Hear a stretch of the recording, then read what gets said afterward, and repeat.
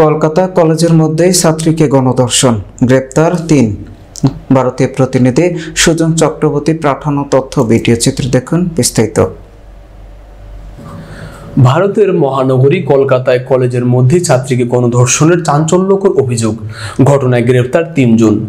ধৃতদের মধ্যে একজন বর্তমান ছাত্র ও ২ জন প্রাক্তনী রয়েছেন। ঘটনায় এলাকায় শোরগোলের সৃষ্টি হয়েছে।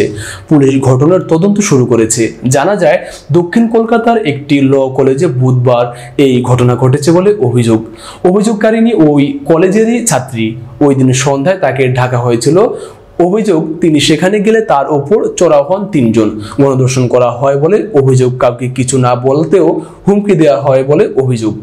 পরে ওই ছাত্রী কসবা থানায় লিখিত অভিযোগ দায়ের করেন। অভিযোগ পেয়েই নড়েচড়ে বসেন পুলিশ আধিকারিকরা। প্রথমে ২ জনকে পাকড়াও করে জিজ্ঞাসাবাদ চলে। তাদের থেকে মূল অভিযুক্তের খোঁজ পাওয়া যায়। কাল বিলম্ব না করে মূল অভিযুক্তকেও গ্রেফতার করা হয়। ওই ছাত্রীর শারীরিক পরীক্ষা করানো হয়েছে কলকাতারই একটি সরকারি হাসপাতালে। কিন্তু কিভাবে এই ন্যাক্কারজনক ঘটনা কলেজের মধ্যে হতে পারে? কলেজের নিরাপত্তা রক্ষীরা কোথায় ছিলেন? তাদের ভূমিকা কি ছিল? সেই সময় অন্য কেউ কলেজে কি ছিল? একাধিক প্রশ্ন নিয়ে সমালোচনার বড় ঝড় বইছে এলাকায়।